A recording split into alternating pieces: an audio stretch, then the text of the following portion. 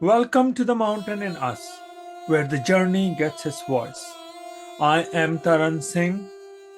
This season, we take on new trails for deep rooted reflections on our passions, paths, and purpose. Together, let's explore the thrills, ascents, and descents of our uncharted adventures. Hey, everybody! My guest today is Erin Ellis, an illustrator, designer, and a community anchor. We are here to explore together the swing of pencil, leaves, and colors. Welcome, Erin. Thank you, Taran. I'm glad to be here. Thank you. Thank you. We are going to kick off from your Garden State abode and to your current abode, Monterey. Was the new abode a eureka moment, a calling, or an accident? Sure. So, so yeah, for anyone who doesn't know, the Garden State, by the Garden State, we were referring to New Jersey. And let's see, the story of how I ended up here is a bit long and winding, like a zigzaggy back and forth path of me That's just that's why you're on the coast one. Maybe you like the zigzags. I do like being on the coast. I do like being on the coast. Yeah, briefly lived in North Carolina in the mountains and it was so beautiful, but I'm definitely happier by the sea. But yeah, so in between, I mean, I was always kind of eager to leave New Jersey. I just like was curious what was beyond and just wanted independence, wanted to have my own life and explore. So I went to college in Baltimore. And then after that, I moved with a good friend of mine, Christiana. We moved with her dog to San Francisco. And I ended up staying there for 7 years, left to move back to rural Pennsylvania. I had this vision of just like, walking around barefoot with a bunch of chickens. So I moved in with a friend on a farm he had recently inherited there. And it turns out that setting was not for me, the rural setting. I really need community and I need to be around things happening and culture. So from there, I ended up going to New Zealand. I had a couple friends there, and I also had just like a feeling that there was something for me there and that I should go. Now the sheeps were calling, huh? The sheep were calling me. Yeah.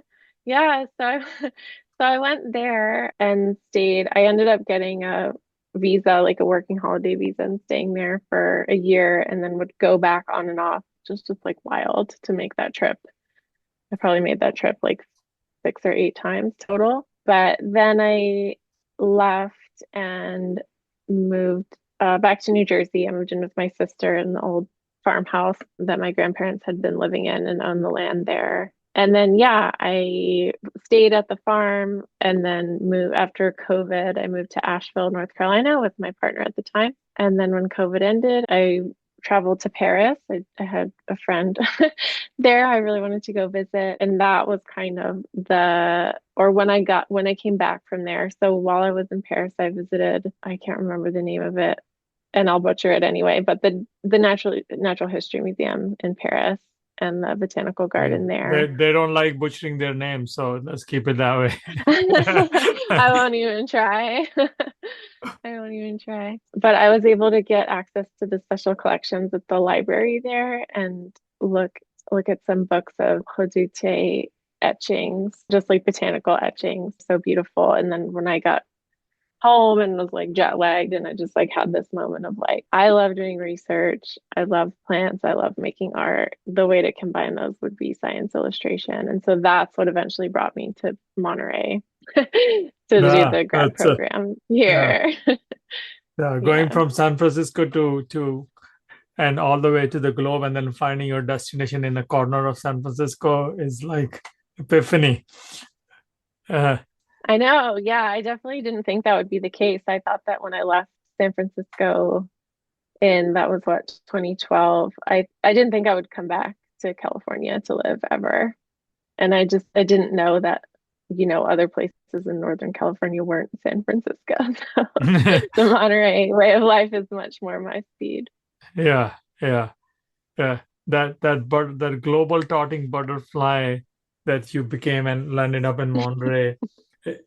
Science, being a science illustrator, of course, you picked up that, but you also have so many other aspects of an artist that are hidden in that little work you do, right? Your pencil work, colors, all of that. So is that how did that evolve? How did you pick up the forms, especially the forms you use today and also the ones that you don't use today? Tell us a little bit about those. How did you come up picking up these, or like what is the story behind the portfolio of your wings?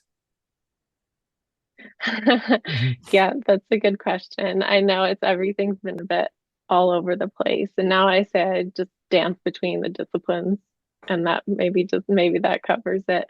I always was drawing as a kid. I was drawing, whatever, like girls with outfits. And I don't know what else actually. I think my mom saved all my artwork, so I'll probably have a look through it sometime. But I just remember like sketchbooks with like faces and outfits and things like that, girly stuff like that. And so I went to college and studied illustration, and I really just chose illustration because I was more comfortable like drawing at the scale of like a piece of paper than like painting something large. I mean, with my limited knowledge at the time, that's just kind of like what seemed to make sense to me. So I knew I wanted to make visual art. And I found that, I mean, it was really quite a journey of like finding I mean, I work in a lot of different styles. So I wouldn't necessarily even say I've found my style, but I think I have found my like the energy of my work comes through, like even if it looks different piece to piece. That feeling of, that you have found the energy of the piece is, give us a little bit more there, right? And how and when that came to you or dawned on you. There has to be some aspects where you found more meaning in your work or more money in your work. What gave you that I sense mean, of yeah. meaning? Well, yeah, I mean, doing whatever people asked me to do because I needed the money definitely shaped. But also like I mean, design and graphic design is like I think overall just like a little bit more lucrative career. I mean, definitely than science illustration.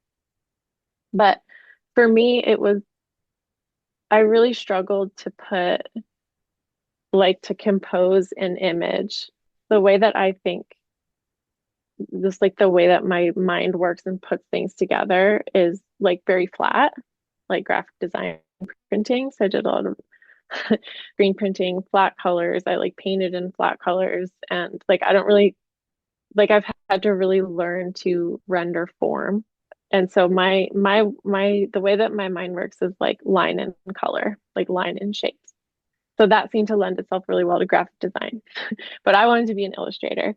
So I took a couple graphic design classes, and then I ended up incorporating typography, like hand-drawn typography into my illustration work for like for some reason the way that my brain then like approached the image was just like it all would come together once there was like a title, and maybe it's like a hierarchy thing.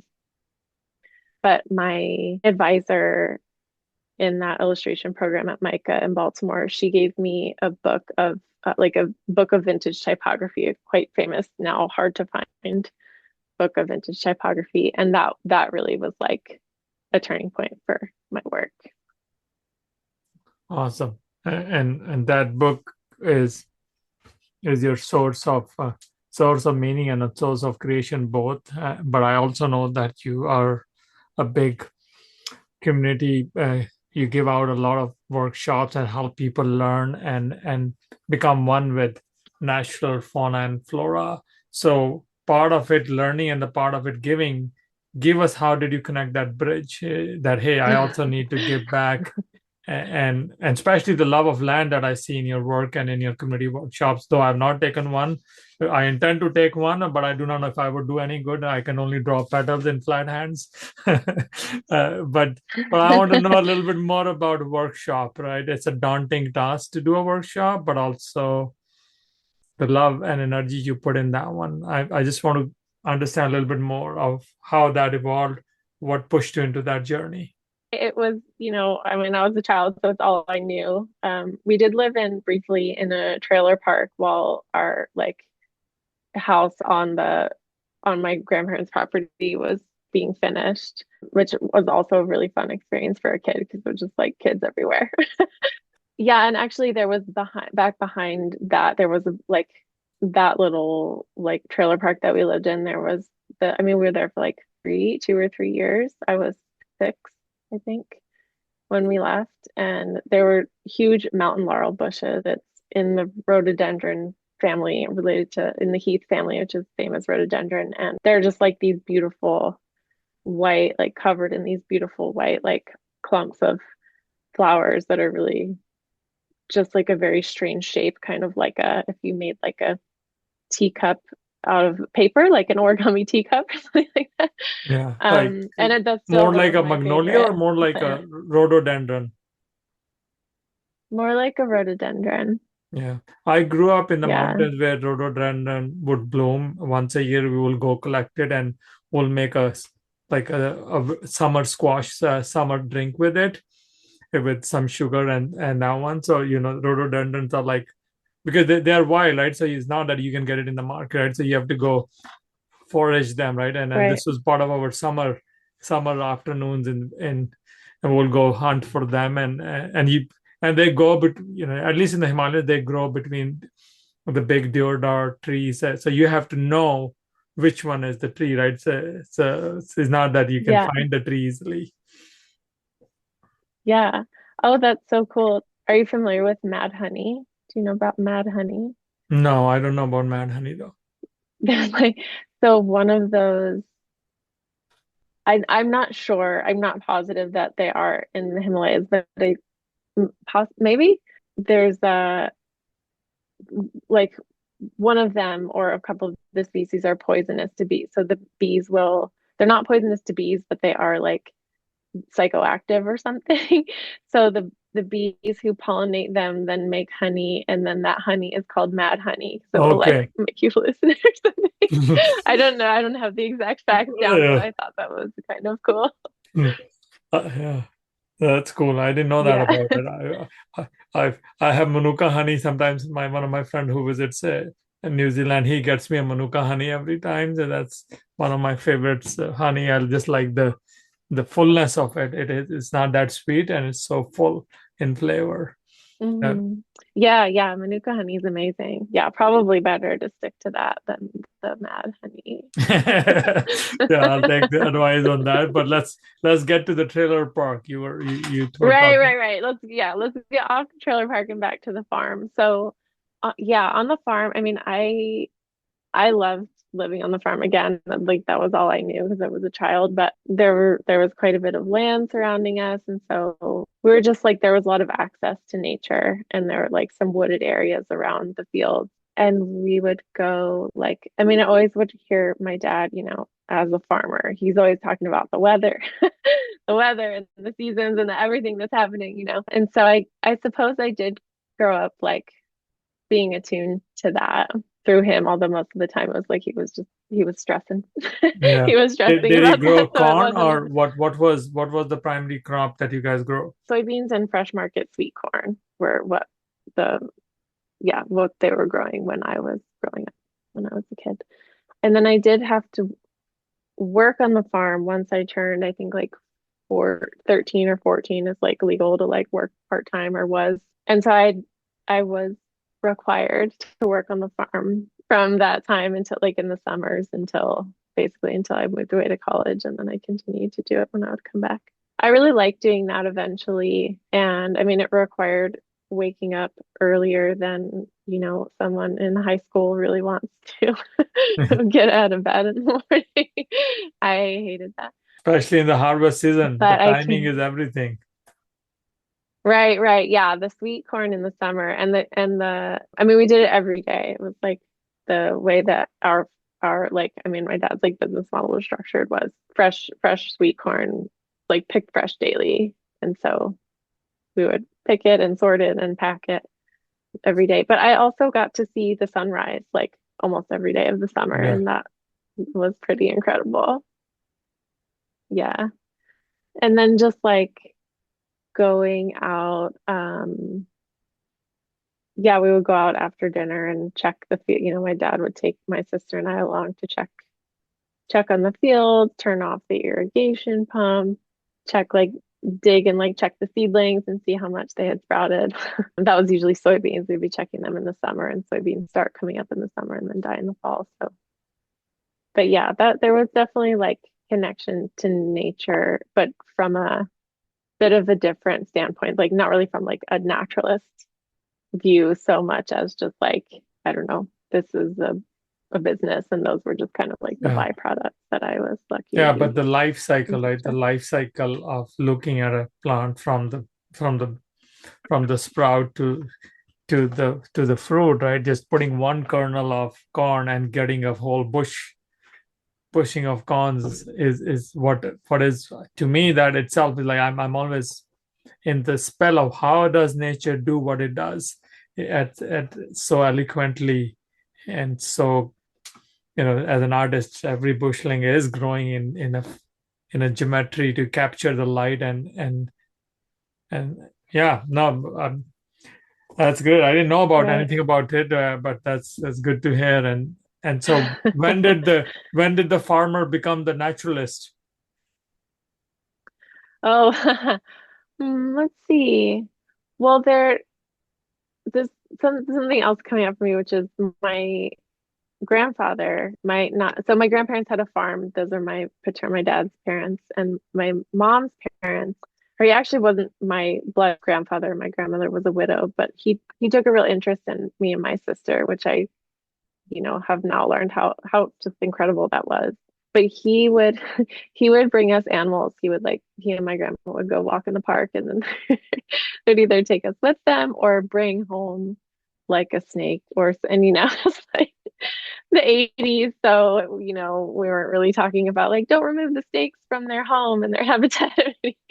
Just like bring us a snake or a frog or something. And then we would go back to the place and let it go later. We never were allowed to keep them, but I think that really just like instilled in us or just exposed us to like this like kind of sense of wonder, like what's this? What's this? What's it called? I mean, I didn't think he knew that much. One time he actually brought us a snake that turned out to be poisonous, and my mom was pretty upset about that one. Yeah, But it didn't bite anyone. We were pretty like, I mean, we were acclimated to that type of stuff enough to not like, get bitten by like stick yeah, our hand in there or anything. But yeah. yeah, I think that was pretty meaningful too, thinking back. He was That, always trying to like, it just encourage our curiosity about the world around us and nature. yeah, especially holding, right? I'm not good at holding reptiles, but every time, I have a garden snake and sometimes I have to move it around just to make sure it's not in my way. And now it took me a while to hold it and put it in places. Like I just, how their scale fills on your hand. It's so different as humans, right? And I find it and my one of my neighbors, she doesn't like snake at all. So I mean, sometimes they have snakes, I have to go pick it up and put it here and there so that she doesn't feel because all native snakes, garden snakes, and they're good for the soil. But once you are scared, no matter how Right. good they are for the soil, your mind is just no. Taran, this has venom. This is venom. I'm telling you, and I have to tell her this has no venom. It's not going to bite you. I know, but they do try to scare even the non-venomous snakes will, they sometimes pretend, which I'm sure like they Yeah, they will pretend they hiss. act They like would they hiss. are, yeah, Yeah, they hiss would or hiss. like make like there's even like a black rat snake will make like a rattling sound, which is like obviously not a rattlesnake and doesn't live. It will live where there's no Yeah, rattlesnakes anyway, but they yeah, try to intimidate you. I get why people don't like snakes. I don't mind them. I Yeah. like them. Well, to survive, you have to have some mechanism of defense and death transfer. Otherwise, life won't exist. Otherwise, human would be chop, chop, chop. Right. Right. Right. So from so is knowing knowing being a naturalist and has your view of the farm and the view of, like, especially now with Monterey, which has such a unique ecosystem, but also such a wide variety of things in its ecosystem that are probably nowhere else to be found. Is the lot of you shaping has happened because of Monterey, or it just happened and you landed in Monterey, Hmm. That's a good question. or both? I mean, nothing happens in a vacuum, right? So there were also like different life circumstances that brought me to these different places and were opportunities for reflection and growth in themselves. And so I do think that like the more I was able to like clear like other struggles that I've had, just like move through those things and understand them and see them, like really take them as opportunities for growth and deeper understanding. That in turn has lent me more freedom in my creative practice and just like more like I can't really think of a less cliched way to say it, but like I'm more free to be myself. And in Monterey, like the people around me and just like something about the energy in the wild nature here, like I feel very safe and nurtured. And so that's a good that's the setting I need to thrive creatively. Yeah, it's a special place. Point Lobos, like one of my favorite places to visit is Point Lobos in the Monterey Peninsula. It's like you walk in and you have entered a different world. You have basically left civilization, and you've entered to this world where the flora and the fauna dictates what it needs to look, what you need to hear, and the waves. Put waves are the master painters there. They create the whole ecosystem. Um, Right. yeah. Right. In staying in Monterey, and you've also, what I was reading through a little bit, and I found this, that you are also a swing dance instructor, and I am, the joke in the house is that if you Taran is like, I can't even swing, pretty much. My son is a great dancer too, and I'm like, I'm going to ask Erin, right? How a pencil artist is also a swing dance instructor? Maybe I can learn some tips and get better at myself in perform. How did you pick Oh, up there? yeah. Is it a farm? It was something in the farm that you practice with the cons? No, no, no, no. So, so I wish that I had been more exposed to like dance and like creative movement practice at a young age, but I was not. I mean, like a lot of other kids took, whatever, a couple months of ballet and the teacher was mean and I was like, I'm not really into that. uh, but my grandmother would always talk about how she used to go dancing. And so that was kind of like the seed was kind of in there. And then she had all this music. She had all these, she probably had records, but my grandma was pretty hip. So she had CDs in the 90s with old swing music. And yeah, I just like connected her with that music and like her tales of dancing, and so it was always kind of in there. And then there was that Gap commercial in the 90s. So there was like a swing revival in the 90s, and there was that Gap commercial with the jump jive and wail, which is actually a Louis Prima song. But yeah, Brian Setzer Orchestra got big for doing that song and a really great version of it as well. But I was I was still pretty young. Like I wasn't old enough to go out dancing or to, have much autonomy over what I was learning at that time. So later I went to when I was in New Zealand, I mentioned I'd been there for a while and I saw people swing dancing in the park and I was like, that's it. That is it. I gotta do that. Like something like even just get chills like thinking about it. Like there's some sort of like joy in me that just needs an outlet. Yeah. Was And was that it like was it dance is the their way. indigenous dance, the Maori people's indigenous dance, or just a, No, it was swing dancing. okay. It was swing dancing, which by the way is a black dance. I mean, swing Yeah, dancing it's started in yeah. Harlem. So it's not I practice that dance with respect to the people who created it. Something in me just connected with that so much. And you're saying that you can't swing. I as a visual, I mean I've done a lot of work to develop like a lot of time and attention to develop my creative skills and talents, like my visual art skills and talents. And but I did also like I always had like it came more easily to me than some others and dance did not. So so I was not it was I mean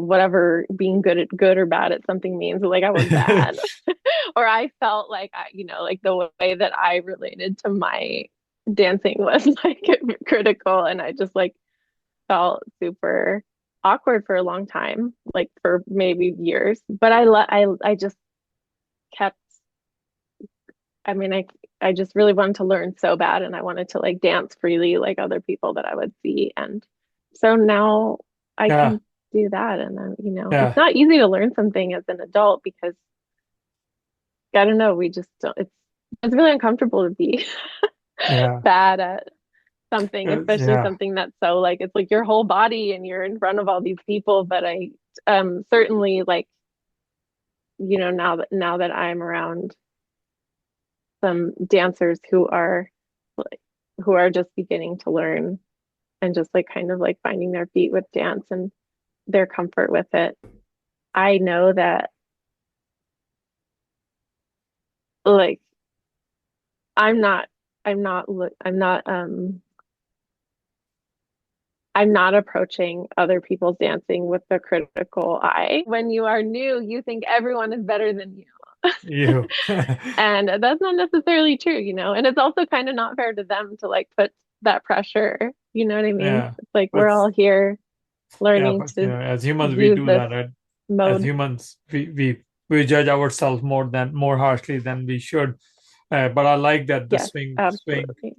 the sense of liberation of the swing and sense of liberation in your work also shows up, and that's where I wanted to go there next was especially what pieces you paint. What amazes me is the detail and especially both the plants and animals that you're able to ink. You're able to infuse detail and also infuse a character in them in a way that you feel like you need to talk to them. So talk to us about what is happening when you're shaping up these pieces. What is going on in you when you're drawing something and getting out that sense of emotion in this raw paper. Like what goes on? What are your daily rituals? What do you do to make it happen?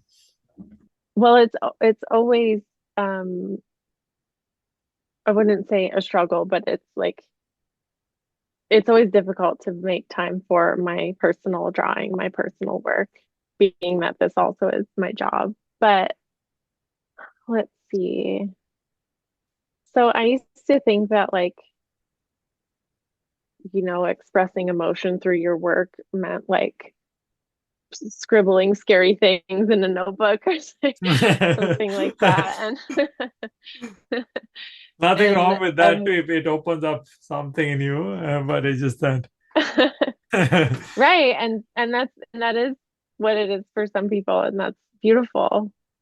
But for me, it's much more subtle. So I just like whether I'm drawing for a client or for myself, there are certain like characteristics of the subject matter that I will notice that will draw me in or that I'll just find really beautiful. So it could be like it's often the way that like the curve of a stem, the way that the stem curves, or like even just like the color, like a color that moves me, a color of a flower, the way it catches the light, just for example.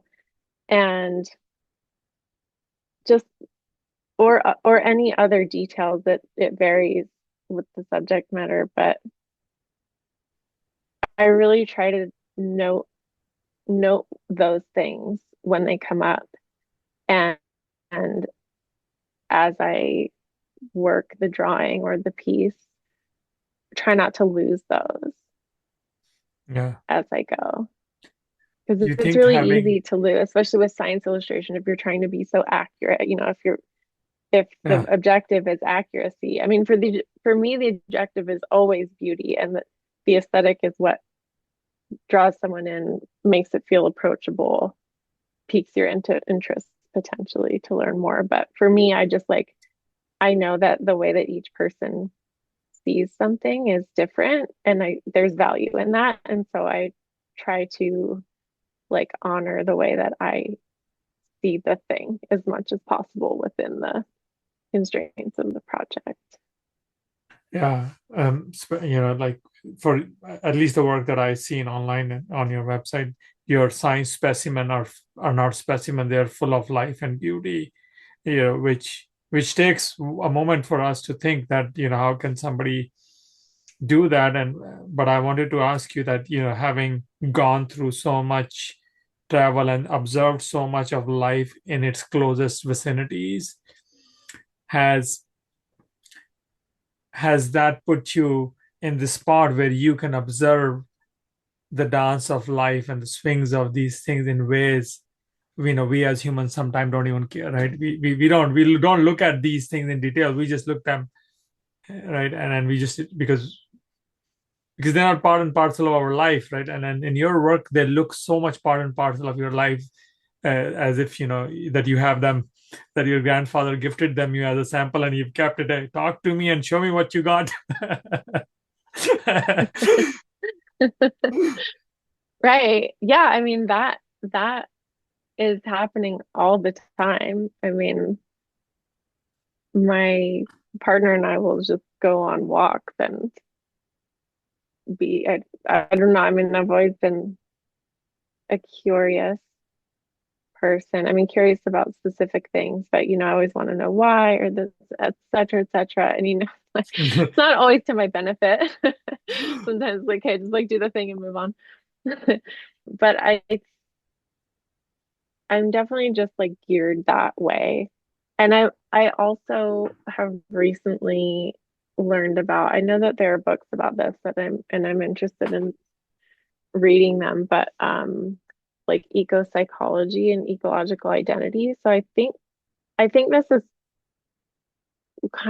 like kind of what we're talking about actually, which is like ecological identity, just like the idea that a person's sense of self extends beyond like their individualism, their ego, their psyche, and like into the surrounding environment. Like I feel that deeply. We all inhabit earth, so Um, we got to feel that, right? That's part of, and part of earth footprint is in us, and part of the earth is we are creating a footprint with our consumption in earth. So that is happening no matter how much we acknowledge and how much we don't acknowledge, because as consumers we don't have time to think about this subtleness. The life is always on to the next thing, right? So I always feel that nature slows us down in a way right, where, right. Yeah, and I think sorry. yeah, please. Oh, I think that like we think that we don't have time. Um, but I really, and I know, I mean, there's so many things that I don't have time for either. But I think that there's also this like, well, I'm not going to be able to do that perfectly and all of the time, so I'm not going to do that at all. And that it actually just, as I say that, it brings me back to like, how are we making time to make our art? Yeah. But I think like approaching seeing, I mean, this like eco psychology thing and just like how we approach our surroundings with like respect and reverence rather than just like, I don't know, taking for Yeah. granted, not like just But not like make it's easy to make it's easy to not notice. I don't yeah. know. We're so in ourselves, and I can be as well.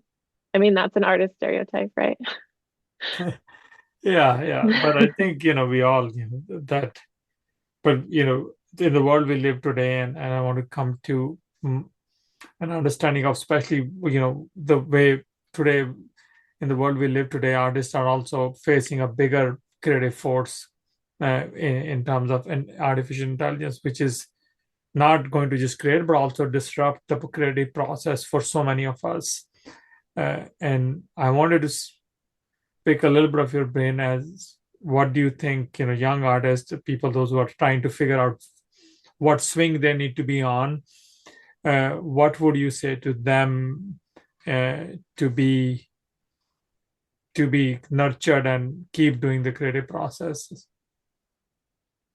Hmm, sure.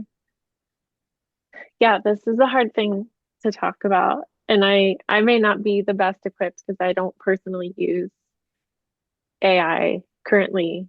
I mean, as much as I can avoid it, and I haven't found a use for it in my life and my creative practice yet, but I also think it's important to be open, open to it. And, it's here whether we need it or want it or not. So I'm trying to approach it with an open mind.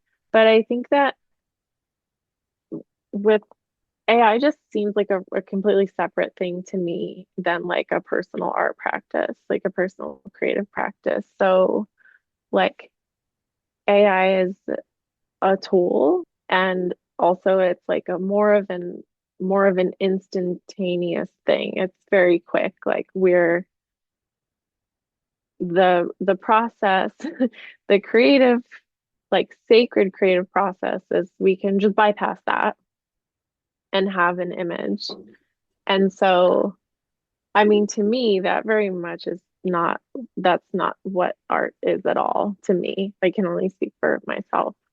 Yeah. Um, But but do you that, think like, that process, I know it's, but this is not an AI talk show, and which I also don't want to be, but do you think that process is going to be challenged in the future when this tool becomes more powerful and more, as you said, more instantaneous?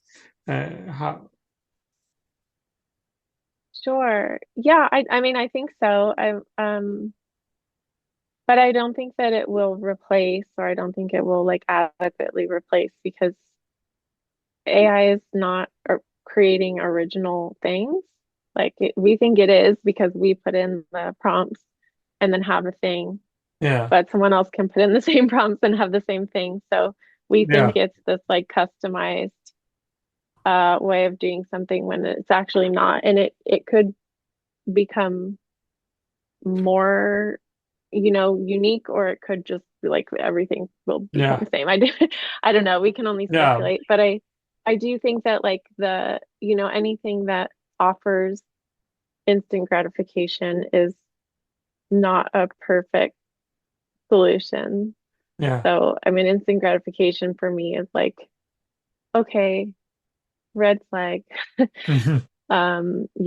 is the actual cost? So it's offering this, but what is the cost? And I mean, we could talk about the effects on the environment and things like that, but I mean, I try to think about it as like what are my personal like what are my personal values and what are the things that make me feel good, like deeply good, like a deep sense of fulfillment. And